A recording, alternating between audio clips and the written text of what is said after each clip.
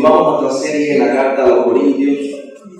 Retomamos. La semana pasada hicimos una pausa, un paréntesis en nuestro culto de aniversario y vimos estos preciosos versículos de la primera carta a Timoteo.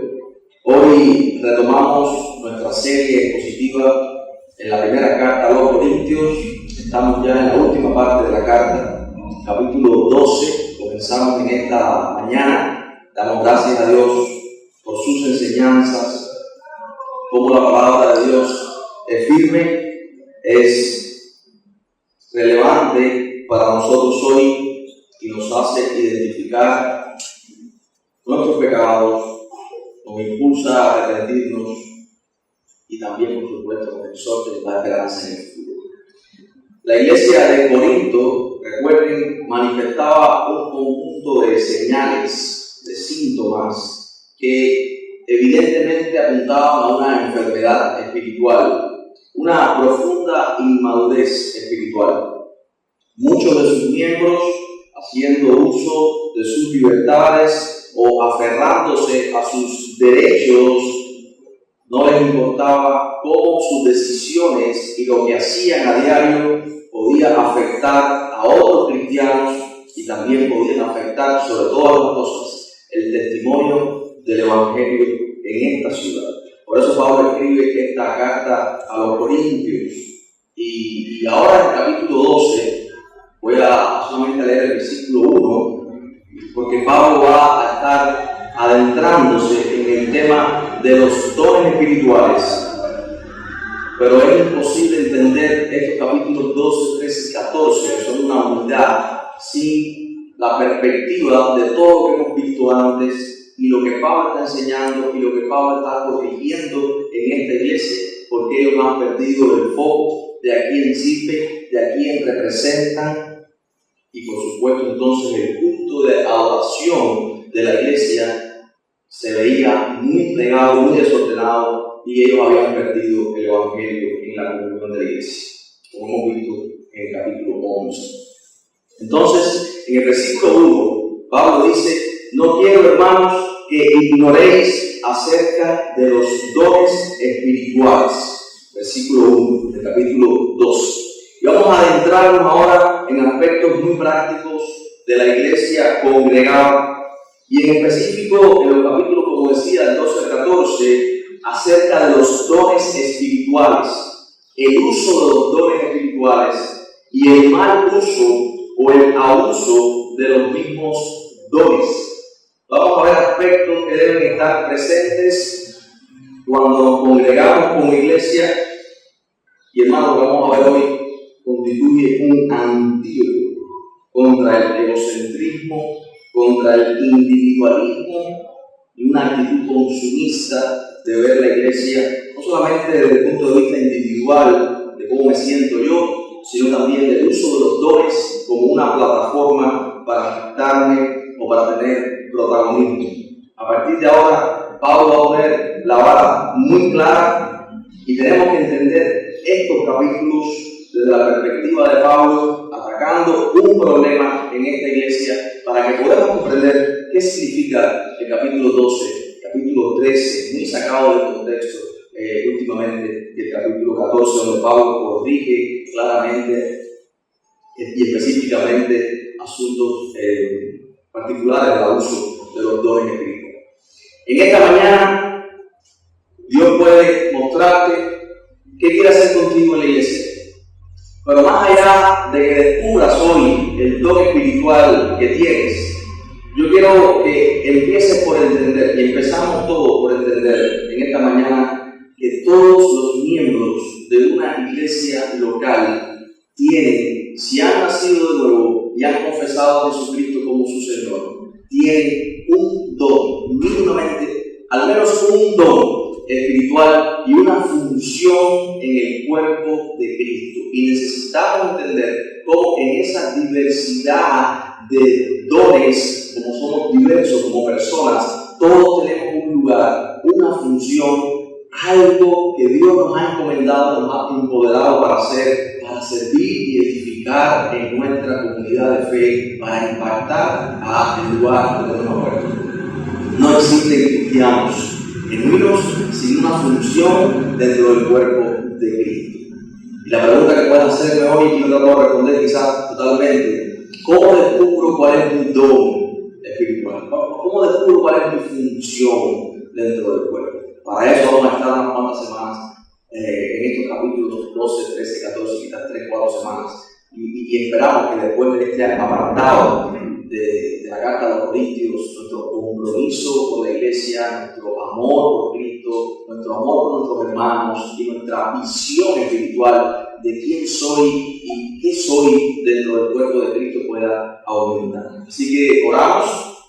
Vamos a estar hoy en el capítulo 12, no quizás completo, pero vamos a estar compartiendo al menos hasta el verso 27, si Dios permite. Si no, nos quedamos en el camino y la semana que viene estaremos terminando el capítulo 12. Así que les invito a leer el capítulo 12 completo, como siempre hacemos, y esperamos que podamos compartir la mayor parte en esta jornada. Dice el versículo 2 entonces: sabéis que cuando erais gentiles se os extraviaba, llevando como se os lleva a los ídolos mudos. Por tanto, os hago saber que nadie que hable por el Espíritu de Dios llama anatema a Jesús, y nadie puede llamar a Jesús Señor sino por el Espíritu Santo. Ahora bien, hay diversidad de dones, pero el Espíritu es el mismo. Y hay diversidad de ministerios, pero el Señor es el mismo.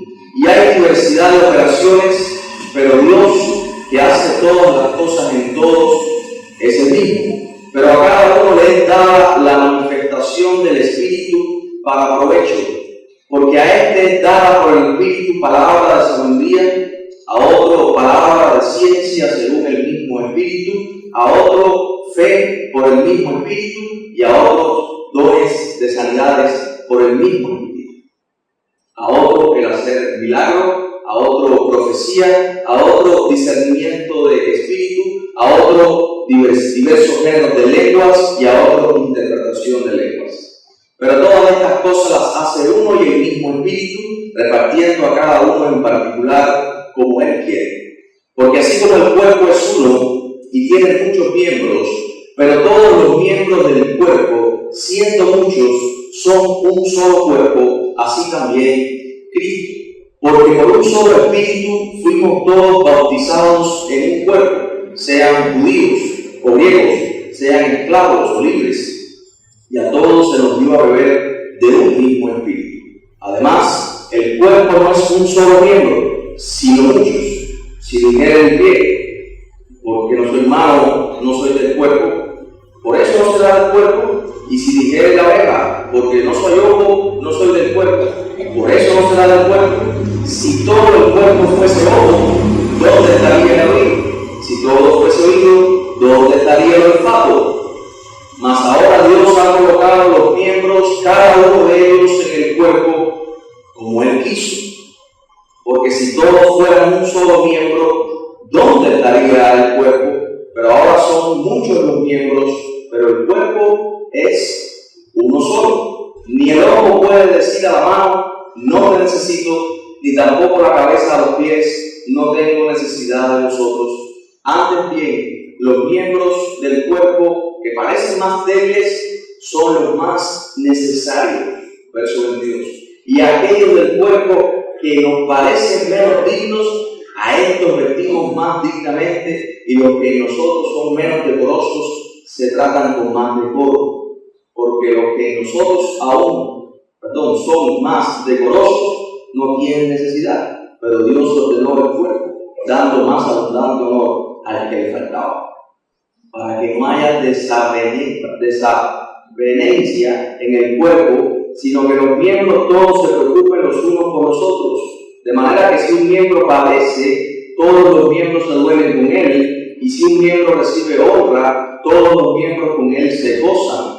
Vosotros pues sois el cuerpo de Cristo y miembros cada uno en particular, y aún nos puso Dios en la iglesia, primeramente apóstoles, luego profetas, los terceros maestros, luego los que hacen milagros, después los que sanan, los que ayudan, los que administran, los que tienen don de lenguas.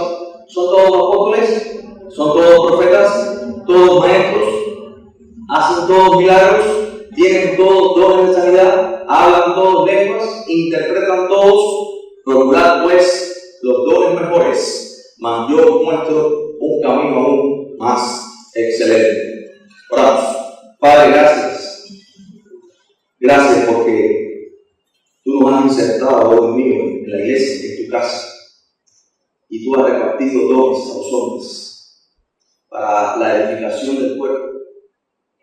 Oh Dios mío, y para que tu nombre sea glorificado en este lugar. Te rogamos que nos des sabiduría para predicar y exponer tu palabra. Oh Dios mío, sabemos que no depende de nosotros, que solamente debemos encomendarnos a ti con humildad, porque es tu opinión la que importa, es tu palabra la que importa. Queremos, Señor, ser edificados en tu palabra hoy, una vez más, en el nombre de Cristo. Amén. En el curso de crecimiento cristiano, donde gracias a Dios gran parte de la iglesia está involucrada los miércoles y los sábados, vimos una clase, la tercera clase, que se llamaba Una vida de adoración, y vimos que para la adoración genuina hay dos extremos que pueden alejar a los cristianos de la adoración bíblica del Nuevo Testamento. Y recordamos las palabras de Jesús a la mujer samaritana cuando le dijo a ella: el Padre busca verdaderos adoradores, que le adoren en espíritu y en verdad. Y vimos estos dos extremos en la clase. Y por cierto, si alguno este año no pudo matricularse en estas clases de discipulado, de crecimiento cristiano, les animamos a que el próximo año puedan hacerlo. Son 42 lecciones. Creo que va a ser de mucha bendición para nuestra iglesia. Ya lo está haciendo para los miembros que están involucrados, incluso miembros de otras iglesias. Vimos dos extremos en esta manera de entender a la luz del Nuevo Testamento la adoración, la vida cristiana de la adoración. Y estos dos extremos, tuve que saber bien la palabra, uno es el experiencialismo y otro extremo es el intelectualismo. Jesucristo dijo: los verdaderos adoradores adoran al Padre en espíritu y en verdad. Entonces, uno de estos dos extremos, el experiencialismo, por ejemplo, es la búsqueda continua de experiencias espirituales, sin escudriñar la Escritura, sin estar nuestra experiencia regulada por la palabra, por la verdad. Y lo que aprendimos en esa clase fue que nuestra experiencia y nuestras emociones, aunque evidentemente son parte de lo que significa ser humano, y cuando experimentamos el amor de Dios, eso es una experiencia válida. Cuando oramos y nos emocionamos y somos confrontados y nos arrepentimos, está involucrada nuestras emociones, pero ni nuestra experiencia ni nuestras emociones son autoridad. La autoridad es la palabra, y por eso necesitamos adorar a Dios en espíritu y en verdad. No un corazón sin la cabeza, ni una cabeza sin corazón. El otro extremo es el intelectualismo, la búsqueda de inteligencia o conocimiento solo. No, tampoco es un extremo. También, es un extremo que debemos evitar. Ni la experiencia es nuestra autoridad, sino la palabra, y nuestros pensamientos, dice la Escritura, que deben estar sujetos o llevados cautivos a la obediencia de ¿quién?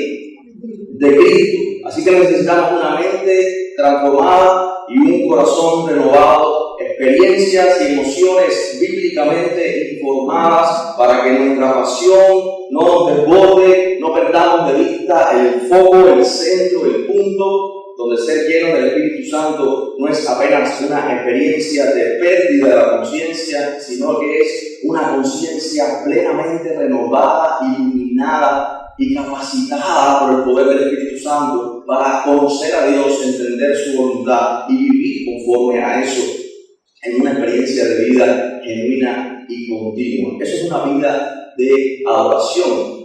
Vimos en el curso también la espiritualidad bíblica y el proceso de santificación. Solamente lo dejo como aperitivo para los que aún no se han matriculado y el próximo año puedan hacerlo. Entonces, como vimos en la iglesia de Corinto, se manifestaba un conjunto de síntomas que evidenciaban una profunda inmadurez espiritual.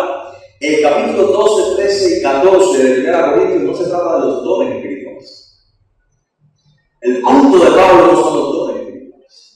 El punto de Pablo es la vida de esta iglesia y la inmadurez de estos creyentes que habían hecho de los dones espirituales también ídolos, habían clasificado los dones más espectaculares, ellos querían sobresalir unos sobre otros, su inmadurez espiritual les había hecho mal usar o pervertir los dones que están dados no para el propio beneficio individual de alguien o exaltar su figura, sino para la edificación del cuerpo de Cristo, porque la gloria es de Dios y no de nosotros.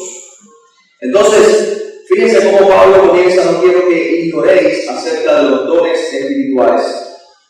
Pablo está tocando el tema, pero el punto es, y repito, para que tengamos en perspectiva, los dones espirituales no son señal de la madurez espiritual. Si alguien cree que tener dones espirituales es la señal de la madurez espiritual, estamos totalmente equivocados. ¿Cuál es la señal? ¿Cuál es la marca de una genuina espiritualidad bíblica y de la madurez de un cristiano? ¿Cuál es la señal? Eso vamos a descubrir en estos capítulos, porque Pablo va a hablar bastante acerca de esto. Recordemos los problemas, y uno de los problemas importantes que tenía esta iglesia, ¿cuál era? Desde el principio de la carta. ¿Qué estaba enfrentando esta iglesia? Una profunda división. Ellos estaban divididos.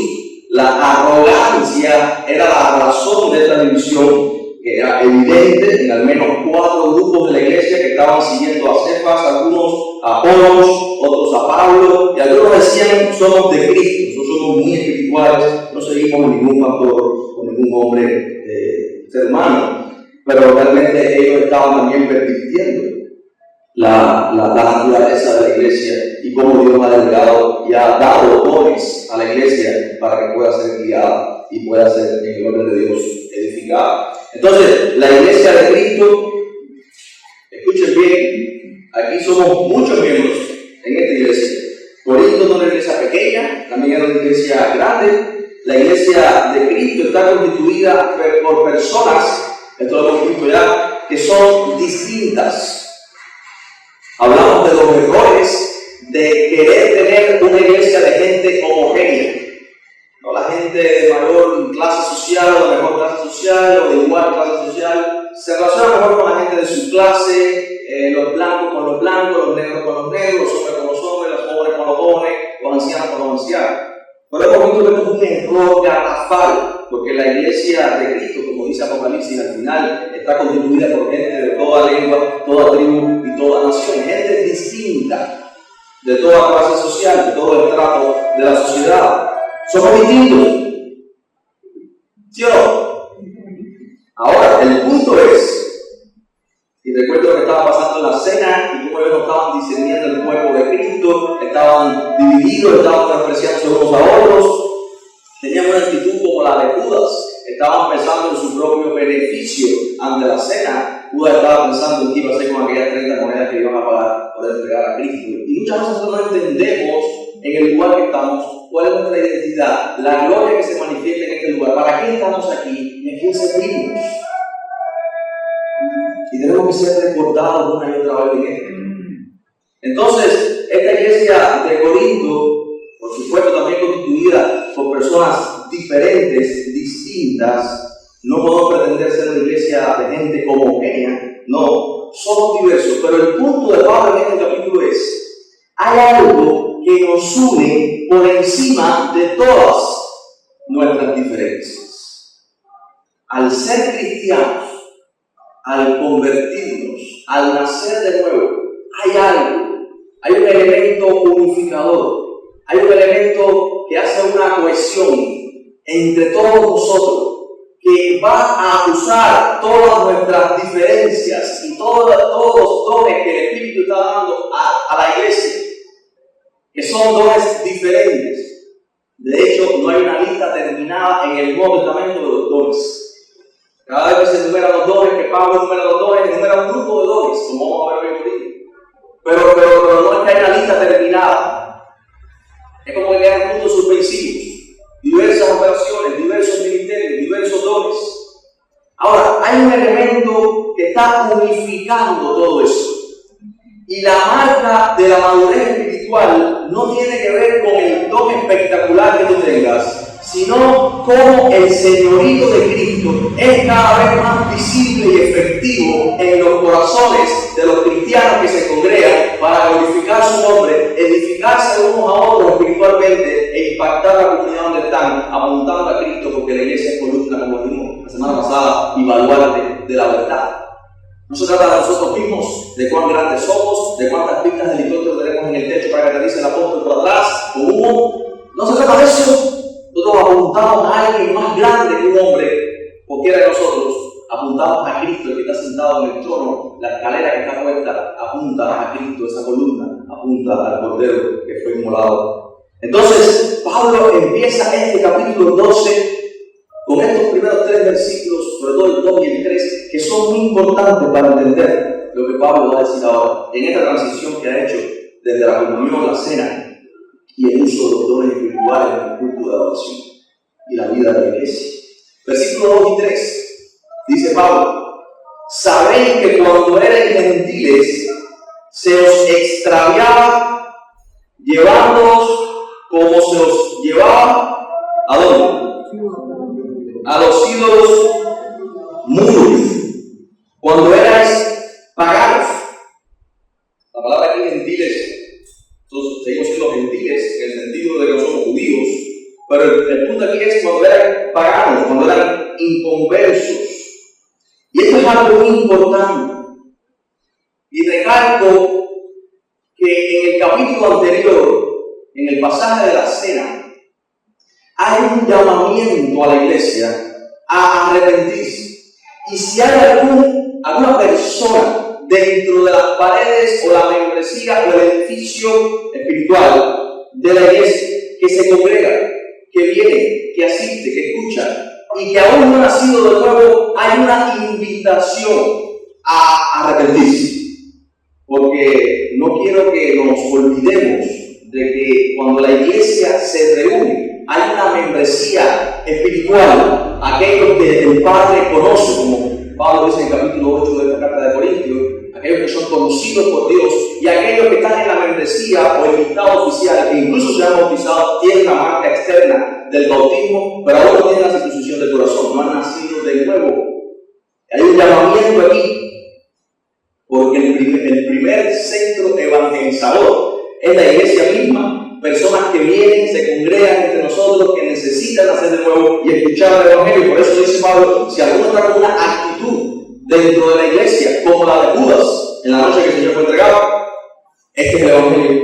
Arrepiéntanse, para que no sean juzgados juntamente con el mundo. Entonces, Pablo hace esta acotación en el verso 2 y dice: sabéis que cuando eran gentiles, ahora está hablándole a los inconversos. Ustedes eran en otro momento inconversos, ustedes eran paganos y se os extraviaba y se les arrastraba para adorar a ídolos. Así se os llevaba. Eran arrastrados hacia la idolatría, hacia los ídolos. Pero ahora, en el verso 3, hay algo vital que Pablo dice, y este es el corazón del cristianismo, este es el corazón del evangelio.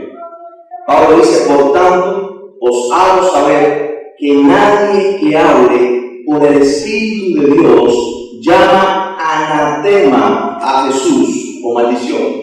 Y nadie puede llamar a Jesús Señor, sino, ¿por qué? ¿Por qué Pablo dice esto aquí? Es el punto del apóstol. Jesús sin duda es el Señor. Al ser cristiano, la marca de nuestra conversión es una vida sometida al señorío de Cristo por su palabra. ¿Cuál es la marca número 1 ahora como iglesia de que una iglesia es una iglesia de Cristo?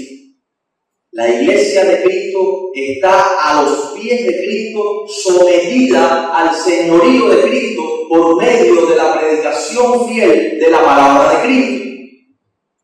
No solamente que predicamos cada domingo, la gran frustración de los pastores que predican la Biblia fielmente es que predicamos cada domingo y la gente no cambia. Pero nuestra confianza es que necesitamos seguir predicando la Biblia, porque es la palabra de Cristo la que necesitan las ovejas. Las ovejas de Cristo oyen su voz, necesitan escuchar a Cristo, y es la palabra misma de Cristo la que trae transformación, arrepentimiento, conciencia de pecado, crecimiento espiritual. Es la palabra vivificadora de Dios la que hay que seguir predicando. Como se quiere en el valle de huesos secos. ¿Cuántas veces? Sigue predicando. Y los huesos empezaron a tomar forma y empezaron a subir cartílagos, piel. Y si sigue predicando, la palabra de Dios es la que sopla vida, si no somos sencillamente muertos. Hay que seguir predicando.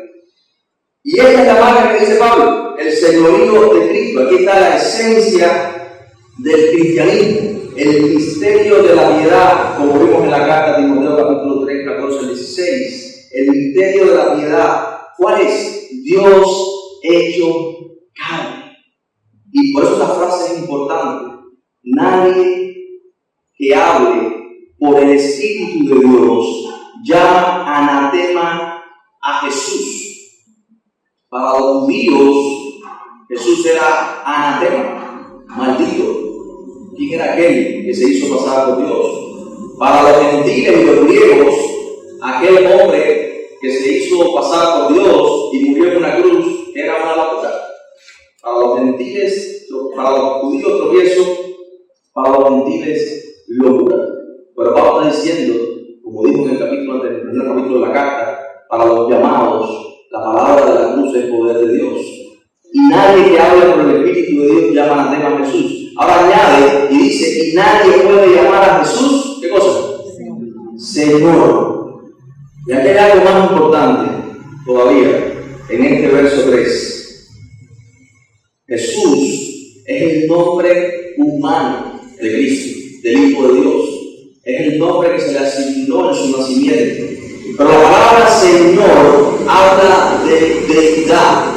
Y aquí vemos un versículo claro que habla de la humanidad 100% de Jesús, de Cristo, el Hijo de Dios, y su deidad 100%. Y aquí hay un misterio. Jesús es 100% hombre y 100% Dios. Y dice, nadie puede entender esto, llamar a Jesús Señor, si no es por quién, por el Espíritu Santo. ¿Recuerdas a Nicodemo? Cuando va a ver a Jesús de noche y le dice, estoy confundido. Estoy confundido porque todos mis contemporáneos me dicen una cosa. Yo me sé las escrituras, pero tú haces cosas que ningún hombre puede hacer. ¿Quién eres tú? Y va de noche para que su familia no lo viera, porque tiene miedo de ser sorprendido. Algunos vienen de noche a la iglesia también, o preguntan escondido. Ojalá que muchos más preguntaran acerca de quién es Jesús. Hermanos, y Jesús le dice a Nicodemo, siendo un viejo, siendo un líder espiritual del pueblo, siendo un conocedor de la ley y de la palabra del Antiguo Testamento, Jesús le dijo, Nicodemo, te es necesario nacer de nuevo. Te es necesario nacer de nuevo. Y Nicodemo dice, ¿cómo es posible que yo siendo viejo vuelva al vientre de mi madre y nazca de nuevo? Te es necesario nacer del Espíritu. El Espíritu sopla de donde quiere y como quiere. Así es todo aquel que es nacido de aquí, del Espíritu. ¿Qué es lo primero que decimos cuando nacemos de nuevo? Jesús es el Señor. Muchos hoy predican a un Jesús Salvador, y es cierto que Jesús es el Salvador de la iglesia, es el Salvador de este mundo, sin duda.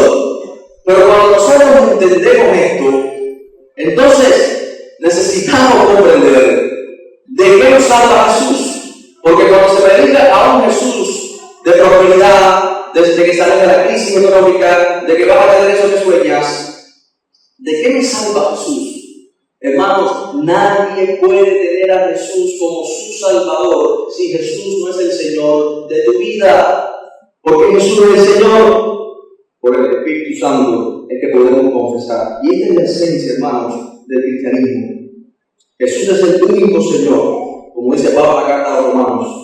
Si confiesas con tu boca, creyendo en tu corazón que Jesús es el Señor, Jesús es el único Señor. Y esta simple expresión, como dije, es el corazón del cristianismo, y esta es la señal inequívoca.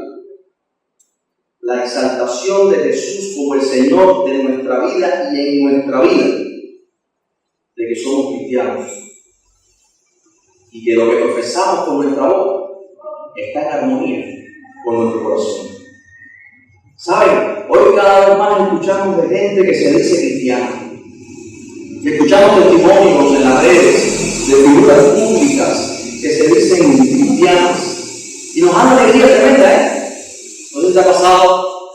Cuando descubres que una figura alta reconocida se convierte en cristianismo, tú dices, ¡wow! Tremendo, ¿no? Y después de unos años, esa persona no vive a la altura de lo que profesa creer. No vive a la altura de su profesión de fe, de lo que confesó con su boca. Muchos pueden decir, y esto es importante, muchos pueden decir con su boca, Jesús es el Señor, sin saber lo que están diciendo.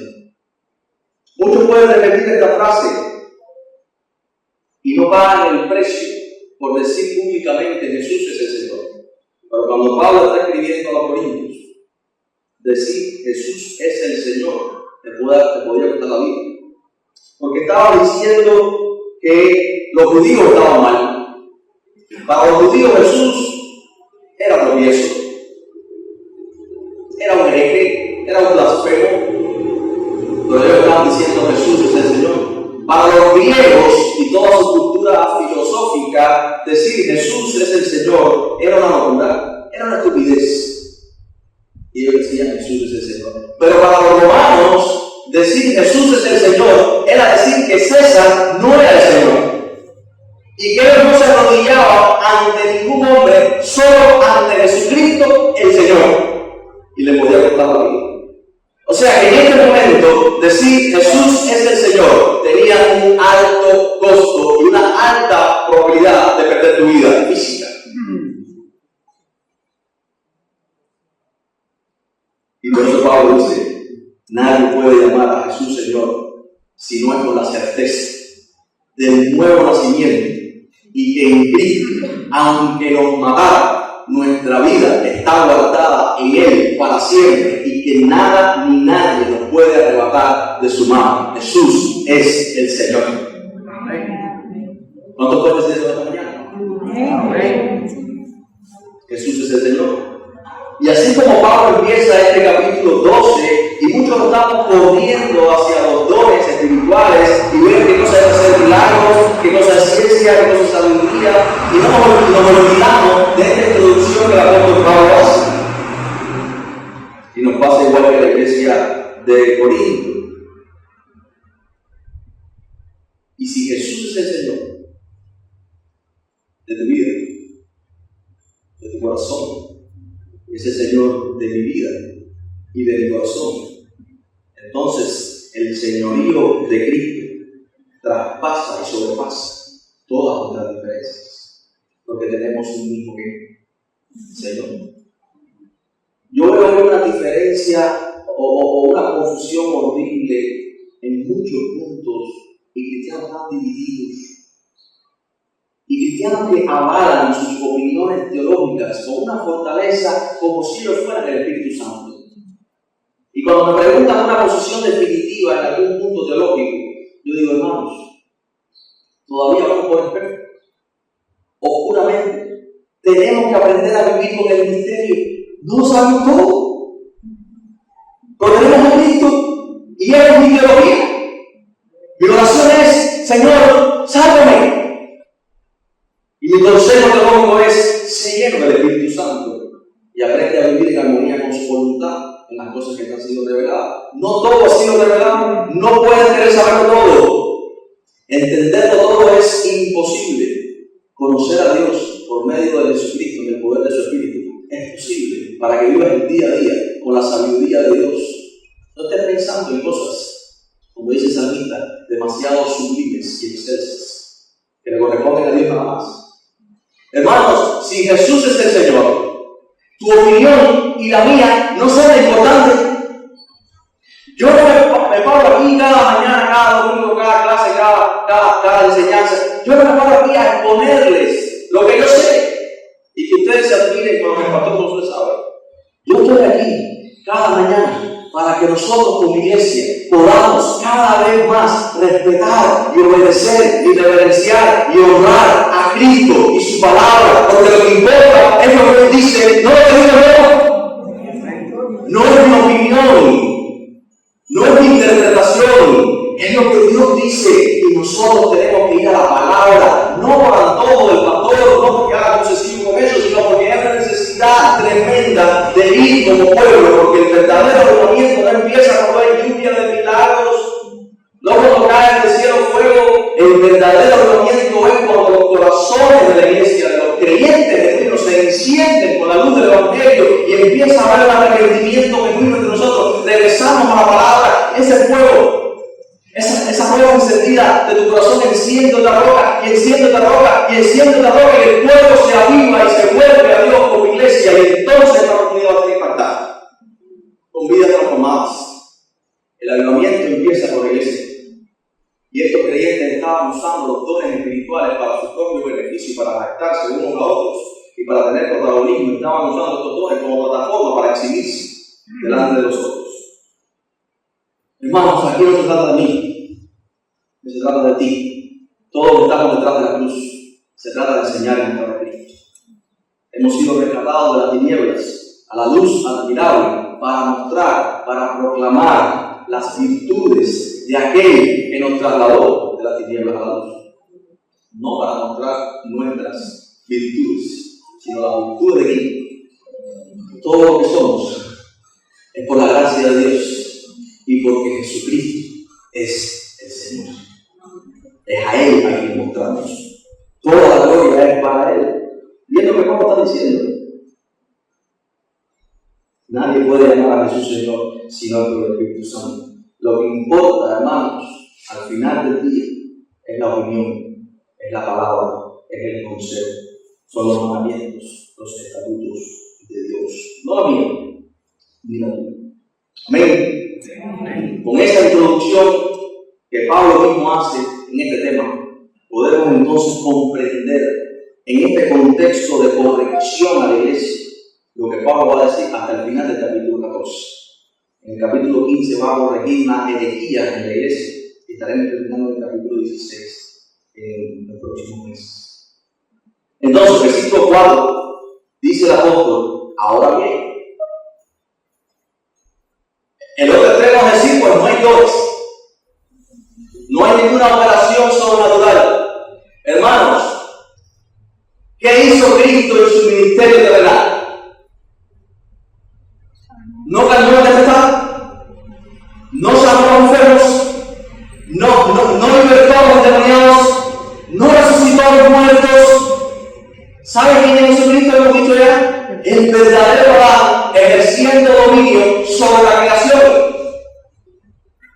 Porque en el primer Adán todos pecamos y todos hemos sido destituidos de la gloria de Dios y de nuestra función de ejercer dominio espiritual sobre la creación. Pero ahora hay un nuevo Adán y hay una nueva Eva que sale del sueño de Adán y de su costado traspasado, que es la iglesia, somos nosotros. Él es el Señor de la iglesia, Él es el esposo de la iglesia. Y si Él es el Señor, ¿cómo es posible que toda esa manera sobrenatural en que el siglo venidero ha colapsado con el siglo presente y la iglesia es el reino de Dios? ¿Cómo es posible que entre nosotros la manifestación de Cristo no sea visible? El poder del Espíritu Santo. ¿Cómo es que alguien nace de nuevo con mi imaginación, con mi poder persuasivo, mi hermano? Es la iglesia del Dios mismo, es Dios el que está resucitando a los muertos por el poder de su palabra, es Dios el que levanta cadáveres del cementerio, de la tumba, de este mundo caído, es Dios el que el poder por su palabra levanta esos muertos. El mayor milagro que hay en la iglesia es la conversión genuina. El gran problema hoy es que tenemos muchas iglesias donde no hay genuinos convertidos, miembros culturales, y posiblemente muchas de esas iglesias, si queda algún cristiano todavía genuino, va a tener que irse, porque esos miembros culturales, carnales, no regenerados, van a expulsarles porque no lo soportan. Ellos viven su mejor vida ahora, prosperidad, señales, prodigios, milagros, pero no quieren a Cristo, su palabra, su señorío, no quieren arrepentimiento, no quieren conversiones genuinas del corazón. Y no queremos que eso sea una realidad entre nosotros. Nosotros queremos a Cristo y queremos escucharlo a Él y queremos obedecerlo a Él y queremos vivir para Él en un contexto de redención, de gracia, de misericordia, de perdón, de amor, pero en un contexto cristiano, de verdaderos hermanos. Y por eso necesitamos la disciplina y la predicación de la palabra para discernir y que se muestre y se manifieste lo que no son aprobados, como dice Pablo en el capítulo 11. Entonces, en versículo 4, Pablo dice: ahora bien, hay diversidad de dones, pero el Espíritu es el mismo. Quiero que vean estos versículos que se repite un factor común en cada uno de ellos. ¿Hay diversidad de qué? Primero, versículo 4, de dones, pero el Espíritu es el mismo. Hay diversidad de ministerios, pero el Señor es el mismo. Hay diversidad de operaciones, pero Dios, que hace todas las cosas en todos, ¿es qué? Es el mismo. ¿Qué se repite? Dios es el mismo. El Espíritu Santo, nuestro Señor Jesucristo, el Padre, es el mismo. Un solo Dios y Padre de todos. Un mismo Señor, un mismo Espíritu, como dice Pablo en la carta a los Efesios, que estudiamos ya capítulo 4. Entonces, Dios ha decidido obrar por medio de los miembros de la iglesia, que son piedras vivas de testimonio en su casa, en la casa de Dios, la iglesia del Dios viviente. Estas piedras vivas, que son los miembros regenerados del templo de Dios, es Jesucristo. Entonces, Dios nos ha dotado de dones espirituales para servir a la iglesia, para edificar la iglesia, para dar testimonio a este mundo, porque es la iglesia local el programa misionero y evangelizador de Dios a las naciones. La iglesia. Entonces Pablo dice: sí, hay diversidad de dones, hay diversidad de ministerios, hay diversidad de operaciones, pero no pueden estar confundidos con esto, porque Dios sigue siendo el mismo. Los dones espirituales, vamos a definir en este momento, los dones espirituales, y esto es muy importante porque a veces estamos confundidos. Dios ha repartido, ha otorgado. Los dones espirituales no son capacidades innatas, no son el resultado del esfuerzo humano. Dios, en la conversión, en aquellos que declaran Jesús es el Señor y es mi Señor y viven en armonía con eso, Dios está repartiendo a esos creyentes dones sobrenaturales, dones espirituales que no tienen aquellos que no han nacido de nuevo. Los dones espirituales son para creyentes. Eso significa que si tú tienes el talento musical de Chucho Valdés, si Chucho Valdés es piano de iglesia y quiere tocar el piano, no lo dejamos, porque él no tiene el don, la capacidad sobrenatural para servir y ministrar a la iglesia para la gloria de Dios. Él está buscando su protagonismo solamente, está buscando su fama, está buscando que le paguen, aunque no tenga mucho que pagar en su evento. De hecho, no tengo nada para pagar. Pero no es un don el ser músico como capacidad innata. Por eso Pablo dice: hay diversidad de dones, el Espíritu es el mismo, diversidad de ministerios, pero el Señor es el mismo, diversidad de dones, ministerios y operaciones. Hay una diferencia, de hecho, entre dones, ministerios y operaciones. De hecho, la palabra operaciones, por ejemplo, es la palabra energema, que significa energía, la palabra que tenemos en español de energía. Y para poder servir en la iglesia con una capacidad sobrenatural, necesitamos el poder y la fuerza sobrenatural que ejerce el Espíritu Santo a los creyentes.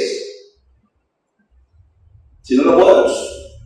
La palabra ministerios, cuando dice el versículo 5, hay diversidad de ministerios. Diaconía, servicio, pero el Señor es el mismo.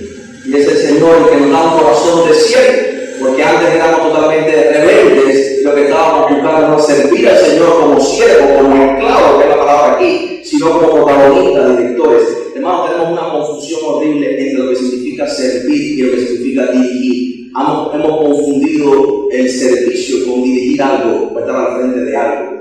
Siervo, operaciones en el poder del Espíritu, dones, capacidades sobrenaturales. Versículo 7, fíjense ahora el 7. Pero a cada uno le es dada la manifestación del Espíritu. ¿Para qué? Dice a los pastores. El versículo 7 que dice a los pastores. Vamos a ver los pastores después. Pero el 7 que dice a cada qué. ¿Qué significa cada uno, hermano? ¿Cuántos miembros tenemos en nuestra iglesia? No está hablando. Vamos a investigando cuántos miembros tenemos. Este es el año, yo puse el año de la membresía. Tenemos que saber ya, cuando acaba de llegar, finalmente cuántos somos. No puedo pastorear por una iglesia indefinida. No te escucho. No, éramos 1000, quizás en algún momento, ahora estamos por los 500 y tanto. Estamos por los 500. Quizás muy real. Ok. Entonces, fíjense el verso 7. Dice, pero a cada uno, hermano, cada creyente que tiene a Cristo como Señor, en el poder del Espíritu Santo, ha nacido de nuevo y puede confesar, no de labio solamente, sino que en su corazón el que está en el trono de Jesucristo. A cada uno de esos nacidos de nuevo le es dada por el Espíritu, ¿qué cosa? Dice la manifestación del Espíritu para provecho. O sea que todos los creyentes genuinos tienen una operación, un don, una función, un lugar dentro del cuerpo de Cristo. No son posiciones de jerarquía, son funciones. Y la imagen que Pablo nos da para que entendamos cómo funciona la iglesia, la ilustración que él usa. Recuerden que las ilustraciones son ventanas que se abren y dejan entrar la luz para que podamos ver algo importante. No es que sea un cuerpo literalmente, es una ilustración para que podamos entender qué es la iglesia. Es la precisamente un cuerpo. Entonces dice Pablo en el versículo 8, porque a este es dada por el Espíritu, ¿palabra de qué? De sabiduría. A otro le es dada palabra de ciencia, según el mismo Espíritu. A otro, por el mismo Espíritu, dones de sanidades, por el mismo Espíritu. ¿Qué dice el versículo 9? El versículo 10. A otros el hacer milagros, a otros profecía, a otros discernimiento de espíritus, a otros diversos géneros de lenguas y a otros interpretación de lenguas. Versículo 11 es la clave ahora. Pero todas estas cosas las hace uno y el mismo Espíritu, repartiendo a cada uno en particular como Él quiere. Les prometo que la próxima semana vamos a hablar un poquito más de los dones particulares. Pero hoy no. Porque hoy quiero que tengamos el principio y que estemos bien confirmados en la verdad de este pasaje, para que podamos entender después qué son estos dones a la luz de la palabra y cómo funcionan y operan dentro de la iglesia para la edificación. Pero quiero que vean el versículo 11 ahora, que dice, pero todas estas cosas las hace ¿quién? ¿Tú? ¿Yo? ¿Quién las hace?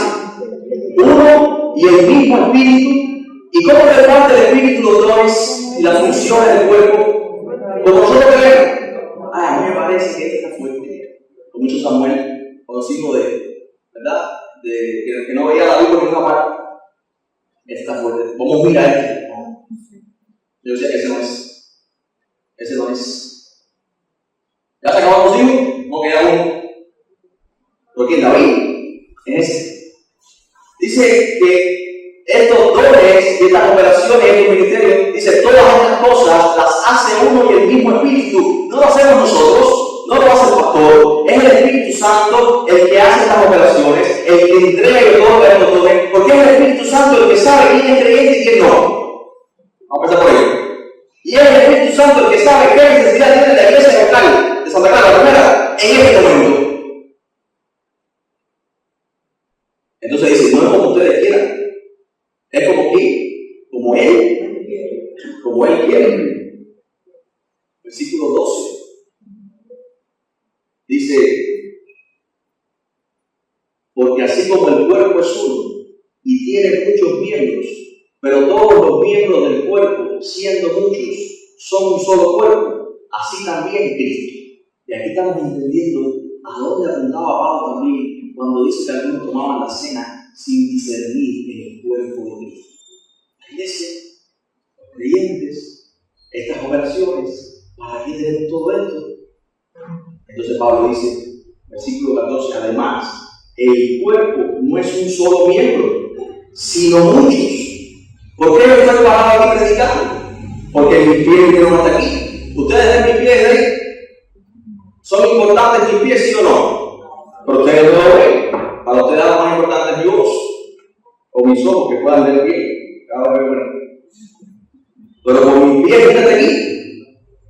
Entonces Pablo dice, así como el cuerpo no es un solo miembro, sino muchos, si dijera el pie, ¿por qué no soy mano? No soy del cuerpo, por eso no será del cuerpo. Y si dijera la oreja, porque no soy ojo, no soy del cuerpo, por eso no será del cuerpo. Si todo el cuerpo fuese ojo, ¿dónde estaría el oído? Si todo fuese oído, ¿dónde estaría el olfato? Mas ahora, verso 18, Dios ha colocado los miembros, cada uno de ellos, en el cuerpo, como Él quiso. Y repite esta idea. Porque si todo fuera un solo miembro, ¿dónde estaría el cuerpo? Pero ahora son muchos los miembros, pero el cuerpo es uno solo. Hasta aquí el principio es, hermano, no envidies ni anheles el don, la función, el ministerio de otro. Tu función es la que Dios te ha tocado, la que Dios te ha dado para la edificación del cuerpo de Cristo. No todos pueden ser pastores, no todos pueden ser maestros, no todos pueden ser evangelistas, no todos pueden ser misioneros. Hay posiciones menos visibles, hay posiciones que no se ven, que sostienen todo lo demás, mis hermanos. Y por eso vamos al capítulo 13 después, no vamos a quedar todavía, faltan 2 semanas para eso. Es que más. Entonces Pablo dice, no envidien el don del otro. No todo el mundo puede ser ojo, no todo el mundo puede ser oreja. Ahora en el verso 21 dice, en el verso 22, otro principio. Antes bien, los miembros del cuerpo que parecen más débiles, ¿qué dice Pablo? Son los más necesarios. Hermanos, no debemos uno envidiar el don de otro. Cada cual tiene una operación y un don y un ministerio del Espíritu, una función dentro del cuerpo como Él ha diseñado, como Él quiere, y tenemos que encontrar y entender eso en nuestro compromiso con la iglesia local. No podemos envidiar el don de otro, tenemos que tener el don que Dios nos ha dado y vivir ese don para la iglesia, para la gloria de Dios. Segundo, no debemos menospreciar a los que tienen dones menos visibles. Porque todos necesitamos de todos. Cuando venía yo para La Habana en este último viaje, yo decía, la iglesia no se imagina que cuando yo me paro cada domingo, es porque hay una vieja, que es mi mamá, que está cuidando mi casa y está cuidando mis bienes y me está apoyando también en oración cada domingo. A que me vengan a mí. Pero detrás de mí hay tantas cosas. Y saben, cuando una hermana de ustedes, uno de los hermanos acá, quizás hermanos menos conocidos, menos visibles, me dice, pastor, yo estoy hablando con usted. Usted no sabe qué importante que es eso para mí. No debe decirlo y no debe orar por mí. Porque si estoy cada domingo aquí me paro, es por la oración de muchos de ustedes. Y Dios me da sabiduría y digo cosas que no me necesita decir, porque muchos de ustedes están orando por mí. No anhelemos los dones espectaculares, ni ser visibles, o ser protagonistas, porque aquí el protagonista es Cristo. Y voy a terminar con esto porque ya no llega muy bien. ¿Qué hora es? Estoy confundido con la hora. A que a mí no me vaya a decir, voy a tengo tiempo. Es que estoy mirando el reloj.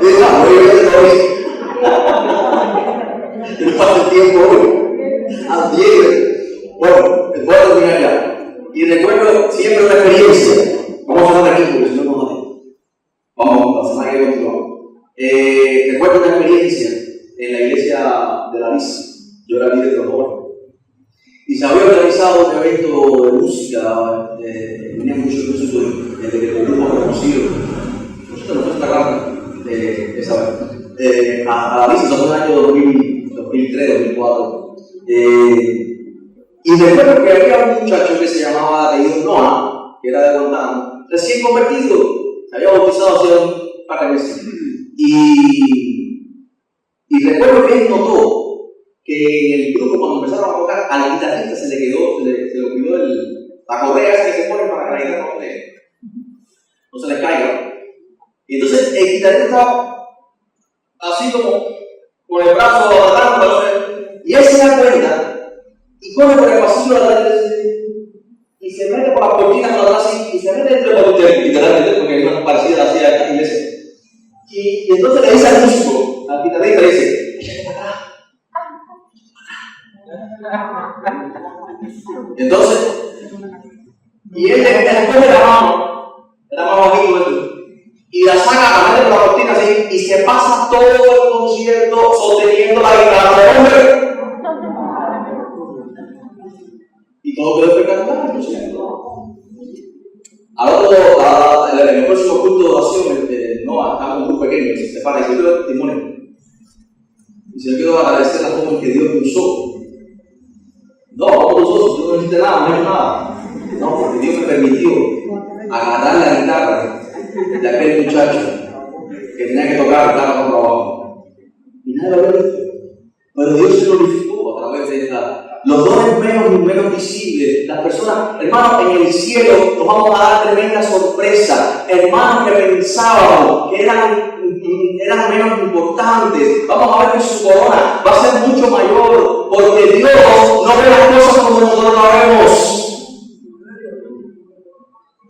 No creas que el don y la operación que Dios te ha dado es insignificante y que nadie se jacte de sus dones o sus talentos con un hermano que parece más insignificante. Pablo dice aquí: cuidado, porque los miembros que parecen más débiles son los más necesarios, y aquellos del cuerpo que nos parecen menos dignos, a él los vestimos más dignamente, y los que nosotros son menos decorosos se trata con más decoro, porque los que nosotros son más decorosos no tienen necesidad, pero Dios ordenó el cuerpo, dando más abundante honor al que le faltaba, para que no haya desavenencia en el cuerpo, sino que los miembros todos se preocupen los unos por los otros. De manera que si un miembro padece, todos los miembros se duelen con él, y si un miembro recibe honra, todos los miembros con él se gozan. Oramos. Padre, todos tenemos acceso a tu mesa. Líbranos de clases sociales, de élites, de grupos de poder. Dios mío, todos hemos sido bautizados en un mismo cuerpo, todos hemos sido alimentados de un mismo pan, y todos tenemos acceso al trono de la gracia, a tu misma gloria, por la obra de Jesucristo nuestro Señor. Gracias por las operaciones, los ministerios. Gracias por los dones sobrenaturales que das a tu iglesia para la mutua edificación y no la gloria personal de nadie, para tu honra, para tu honor, para que nos edifiquemos unos a otros. Oh Dios mío, que nuestro objetivo sea el discipulado, enseñar a Cristo, mostrar a Cristo, predicar a Cristo, cantar a Cristo, orar a Cristo unos a otros. Que la palabra de Cristo more en abundancia en nosotros, Padre, y que no nos jactemos y nos creamos unos por encima de otros. Te lo rogamos en el nombre de Jesús. Amén.